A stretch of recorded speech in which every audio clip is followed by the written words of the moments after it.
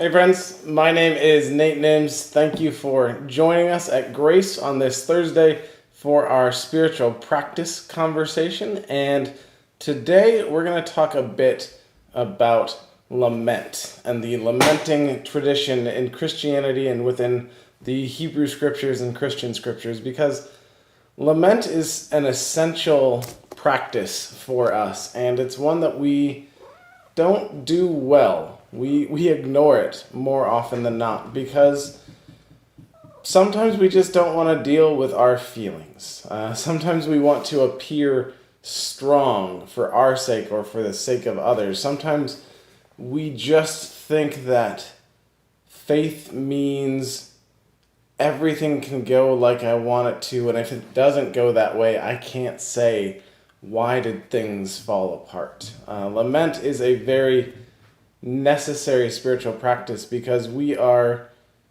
feeling this time, and we are feeling this loss, and we are feeling these changes among us. So I talked with a friend yesterday on Zoom, and we got into a discussion about like the books that we were reading when this quarantine started, and the realization that we all sort of had that they were sad but great books, and we realized that each one of us had started reading less and less because we didn't want to escape our sadness by being sad in another way.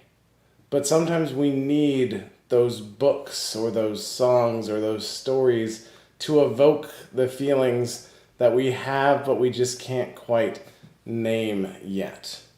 So the book of Psalms is about half laments. About half of the Psalms, half of the poems in the book of Psalms are little passages and prayers about people saying to God, "Where are you? I don't feel you. It feels as if the bottom has fallen out, and I believe in this steadfast love. I believe in this hope. I believe in this enduring promise and this covenant that God has formed with us, but I don't see it, and I need it right now." Lament is not despair. It's not whining, and it's not throwing a temper tantrum. It is a cry of distress. It is that sort of deep wound that we witness to and that we try to speak God into. A long time ago, I was at an event where the scholar Walter Brueggemann was one of the speakers. And Walter Brueggemann is an expert in the Hebrew scriptures. He focuses on the prophets, and he often calls them prophetic poets, that they wrote poetry to speak to their faith and to inspire the people to remember who they are and who God is and this relationship that they're in. And one of the things that Brueggemann said that has stuck with me for a number of years is that in the progressive mainline religious tradition, God is often a nice idea. And when it comes to the work that the church does in the world, that we do in the world, we don't really expect that spirit to do all that much. And then Brueggemann said in the more conservative and the more religious right side of Christianity, God is doing all of the work in the world, and we are just sort of absentee guests that are there but not really a part of this party or this flow. But what the laments do is they find that space in between where we say to God, "You have to do something," and we also cry out to God, "This is what I have been doing, and you need to hold up your side of the deal." It goes back to the imagery from Exodus, where the people are in oppression and they are crying out for freedom, and because they are crying out, it says God heard their cries and responded. So I want to read Psalm 130 this morning. It is one of many lament psalms, but this is Psalm 130. I cry out to you from the depths, Lord. Lord, my Lord, listen to my voice. Let your ears pay close attention to my request for mercy. If you track my sins, Lord, I could not stand a chance, but forgiveness is with you, and that is why you are honored. My hope, Lord, my whole being hopes, and I wait for my God's promise. My whole being waits for my Lord, more than the night watch waits for the morning, yes, more than the night watch waits for the morning. Israel, wait for the Lord, because faithful love is with the Lord, because great redemption is with our God. God is the one who will redeem Israel from all its sin. If you've never written your own lament, or if you've never gone through the process of lamenting, there is probably no better time to start than now. And I would suggest that a practice we could all try today or sometime in the week to come is to take Psalm 130 and put in our circumstances, our laments, our cries into the text. Now, to do this well, to lament well, you have to find rest. You've got to find a space to really stop and feel the full weight of your feelings. Often in the United States, it seems that we do a great job of numbing ourselves by staying active and by staying busy and having another thing to do. But rest is this invitation to slow down, to stop, to let all of those feelings really come to fruition and to cease from grabbing at different things to distract you, but just try to sit in the presence of God. And then with this lament, with this complaint, you can cry out. So I would say, I cry out to you from the depths, Lord. My Lord, listen to my voice. Let your ears pay attention to my request for mercy.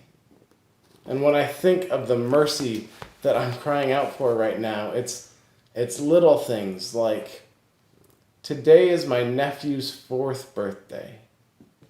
And this of any year was probably the closest that I would ever come to being there on his birthday.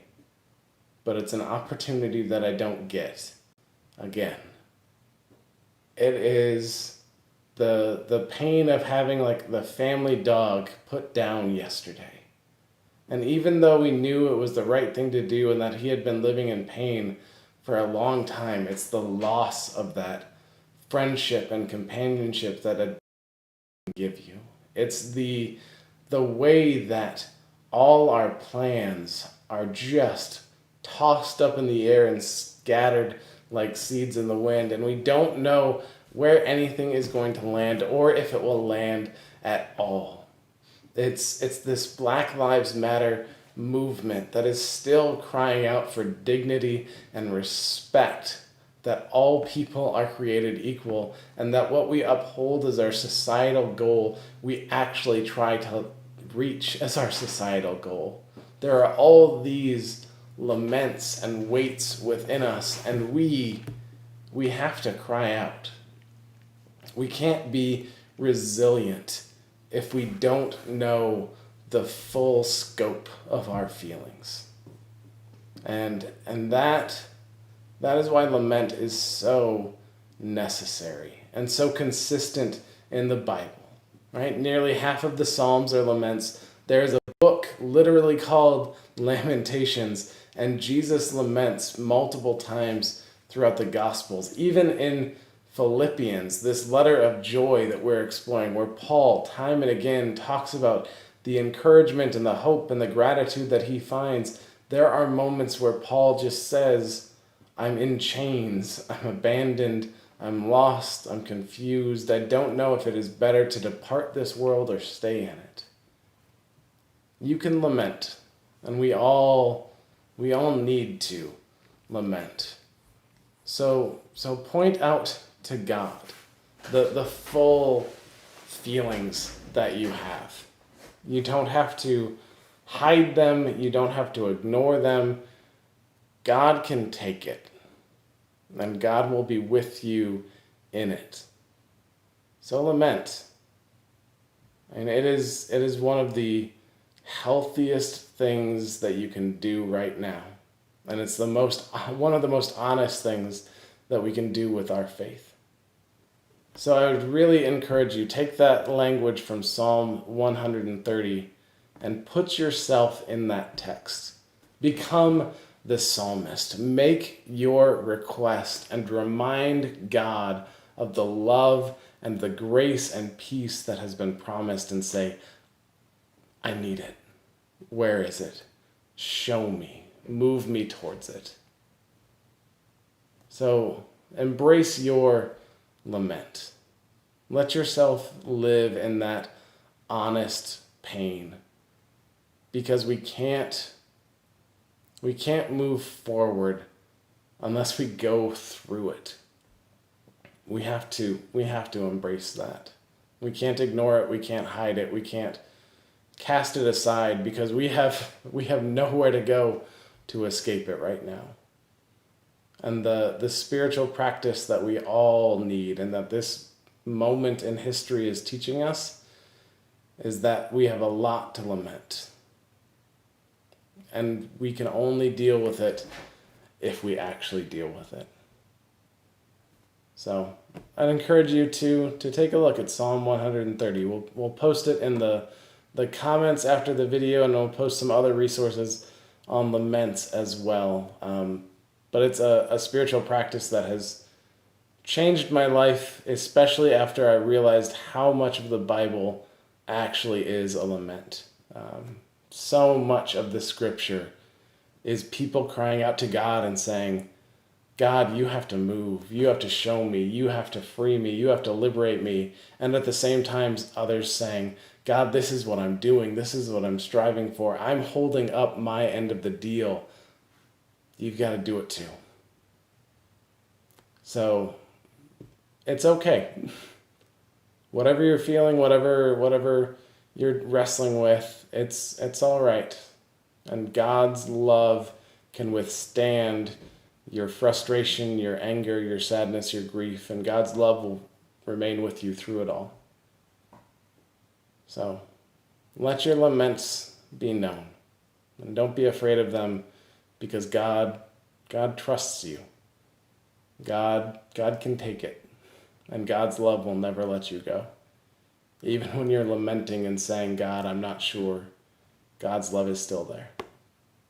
That's the promise of laments, that God's love can withstand all things. So let's go through all of these things with one another. Thanks for joining me this morning. Thank you for being the church and for being with one another, and you're doing the best that you can, and I thank God for each one of you and the ways that you're a people of grace and peace. So thank you for being the church. Thank you for being this community during this time, and we'll see you next time, and we'll see you on Sunday as we continue our series of Philippians. So thanks for joining us, and we'll see you next week.